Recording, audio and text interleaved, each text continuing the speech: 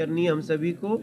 और अंतिम तीसरी अपनी बात जो प्रमुख रूप से कहनी है, मैं कहीं रहता हूँ काशी ही ओढ़ता हूँ, काशी ही बिछाता हूँ, काशी ही पहनता हूँ। तो इस नाते भी बनारस के प्रति जो हम लोगों का एक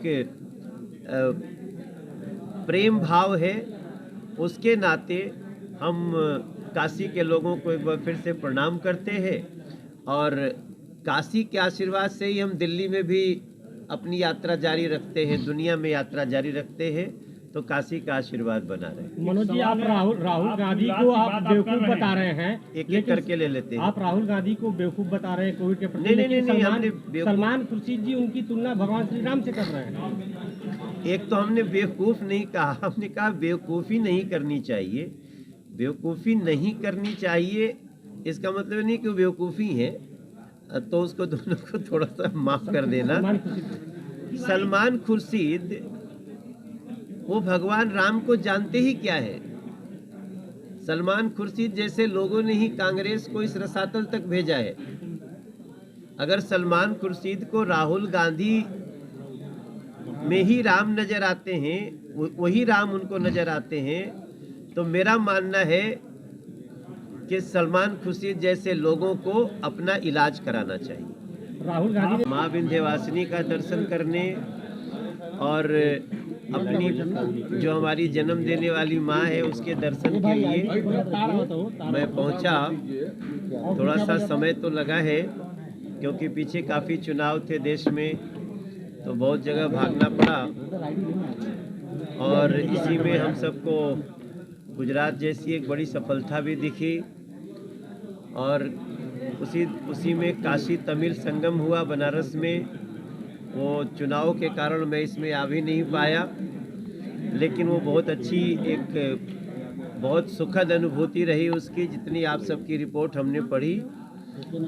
और अब इसी के साथ मैं यहाँ से अभी सासाराम की यात्रा करने वाला हूँ, क्योंकि वहाँ इतिहास संकलन का एक कार्यक्रम चल रहा है, जिसमें सवेरे धर्मेंद्र प्रधान जी ने शामिल होने का शुभ कार्य किया। शाम को मैं रहूँगा। और दिल्ली में भी कुछ चुनाव हुए जिसमें आप सबको सारी जानकारी है ही।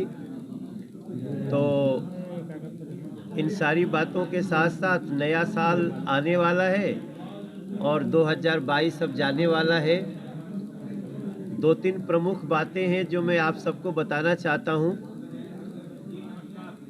2-3 प्रमुख बातों में सबसे प्रमुख तो ये है कि एक बात गांव-गांव गली-गली जाना चाहिए कि अभी नरेंद्र मोदी सरकार ने एक बहुत बड़ा फैसला लिया, और वो फैसला देश के गरीबों के लिए है, राशन से संबंधित है।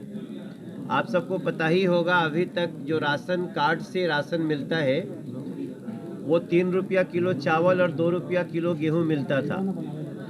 अभी सरकार नरेंद्र मोदी जी ने इसको बिना पैसे के देने का घोषणा कर दिया है। मैं समझता हूँ ये बात मैं आज फिर इसलिए कर रहा हूँ कि गली गली ये बात पहुँचनी चाहिए। और जब आप इसको देखेंगे इस पे खर्चा कितना पड़ रहा है, तो लगभग 2 लाख करोड़ का हमारे देश के खजाने पे ये खर्चा पड़ेगा। लेकिन फिर भी नरेंद्र मोदी सरकार के माथे पे सिकन नहीं है, क्योंकि इसके साथ ही हम समझ सकते हैं कि दुनिया की सबसे बड़ी 5वीं इकोनॉमी होने का क्या फ़ायदा होता है। इसकी ओर रुख कर रहा है और उसमें उन्होंने सारे विपक्ष को न्योता दिया है, खासकर मायावती और अखिलेश यादव को। स्वागत है उनका, ये कोई पहली बार तो दिया नहीं है, ये तो पहले भी न्योता क्या, पहले तो मिल चुके हैं, पहले साथ यात्रा कर चुके हैं, फिर जनता से नकारे जा चुके हैं। लेकिन समस्या है कि ये भारत जोड़ो यात्रा है या भारत तोड़ो यात्रा है, इस पे विचार होना चाहिए। आप जब साउथ से शुरुआत किए तो एक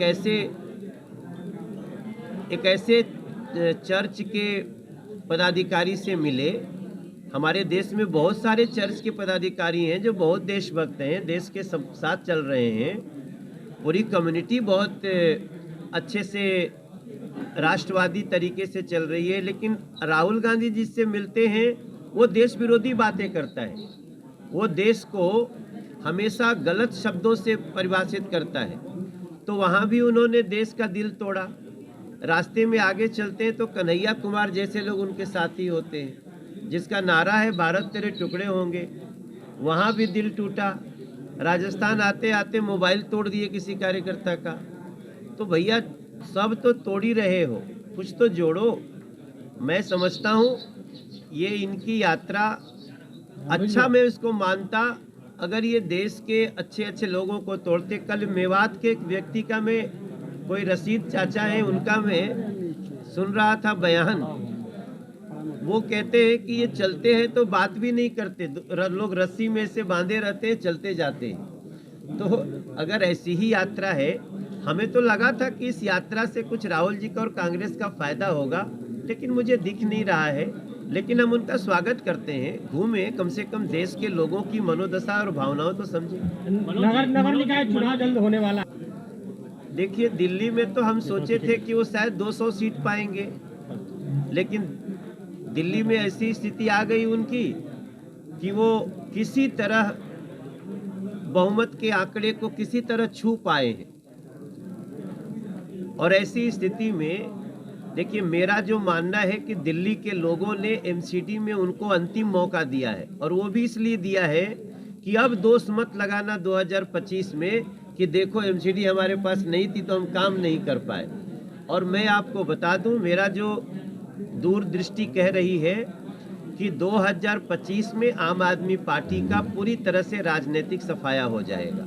अगर आप कल्पना कर सकते हैं कि आपके घर में अचानक नाले का पानी नल से आने लगे, आप कल्पना कर सकते हैं कि दिल्ली गैस चेंबर बन जाए, आप कल्पना कर सकते हैं कि दिल्ली में जो जमुना जी हैं वो एक नाले के पानी में परिवर्तित हो जाए, तो इन सारे पापों का उनको खामियाजा भुगतना पड़ेगा। दिल्ली ने एक अंतिम मौका दिया है, अगर उन्होंने 2 साल में कूड़े का पहाड़ नहीं खत्म किया तो दिल्ली उनको क्या करेगी, ये हमारे आपके सामने है। जहाँ तक उत्तर प्रदेश की बात है, वो पहले भी 403 सीट में एक 355 सीट पे लड़े थे, और आपको जान के आश्चर्य होगा सभी सीटों पे उनकी ऑलमोस्ट जमानत जब्त हुई है। तो उत्तर प्रदेश क्या लोकतंत्र है, यहाँ तो योगी बाबा की सरकार है, वो सभी को चुनाव लड़ने, अपनी बात कहने के लिए पूरी स्वतंत्रता है। लेकिन हाँ, एक दायरे में, मर्यादा में लोकतांत्रिक अभिव्यक्ति होनी चाहिए। सबका स्वागत है, लेकिन मुझे नहीं लगता कि यहाँ अब आम आदमी पार्टी का और एमसीडी में जो हमारी सफलता है वो पहले से बेहतर है।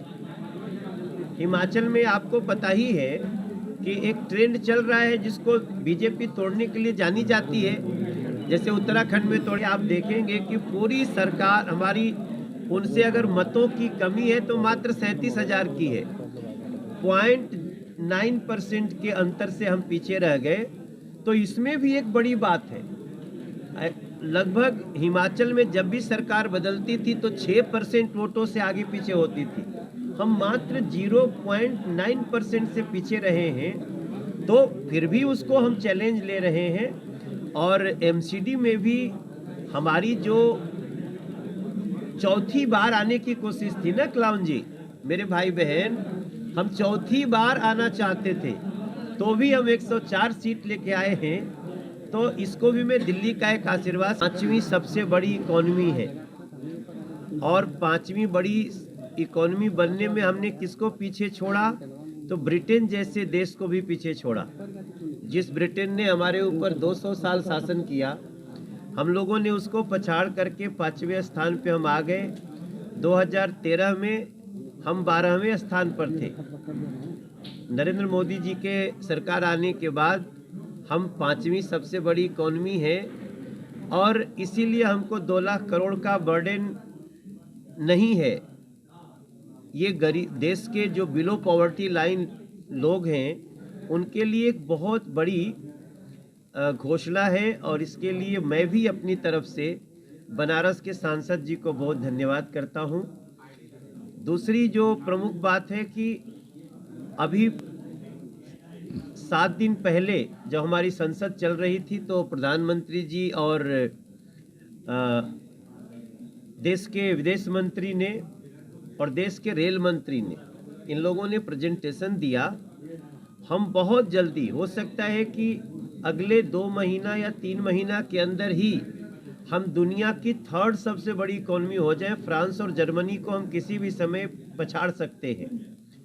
तो ये अपने आप में इसको उसी तरह से समझना पड़ेगा कि उसका फ़ायदा ही होता है कि हम देश के बिलो पॉवर्टी लाइन को राशन कार्ड पे अब बिना पैसे के अनाज देंगे और अनाज की गुणवत्ता भी बढ़ाई जा रही है।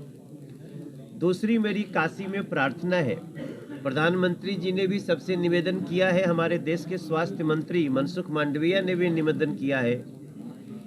हमारे पड़ोसी देश चाइना में कोविड की बड़ी भयावह स्थिति है और भयावह स्थिति ऐसी है कि अनुमान लगाया जा रहा है वहाँ 10 लाख तक लोग मर सकते हैं। काफ़ी लोगों की कैजुअलिटी हो चुकी है। इसलिए हम लोग अपने देश में भी सोशल डिस्टेंस का पालन करें। हम ये समझ रहे हैं कि वैक्सीन लगाने के कारण, बूस्टर के कारण हमारे यहाँ वो वेरिएंट कम प्रभावी हुआ है। इसलिए हम सभी एक बहुत मजबूत स्थिति में हैं। लेकिन एक हमारी भी, मैं मनोज तिवारी भी काशी से पूरे पूर्वांचल को प्रार्थना करूंगा कि आप लोग 2 गज की दूरी का ध्यान जरूर रखें और 2-3 आसान से सतर्कता है जिसको हम कर सकते हैं। हाथ मिलाने से बचना है, हाथ साफ करके ही खाना खाना है। बहुत पास से अगर किसी से बात करना है तो फिर मास्क लगाइए, वरना 2 गज की दूरी रहे। हम लोग कोविड की सतर्कता को लेकर के चलेंगे। राहुल गांधी जैसी बेवकूफ़ियाँ नहीं करनी है कि ऐसी बातों में भी वो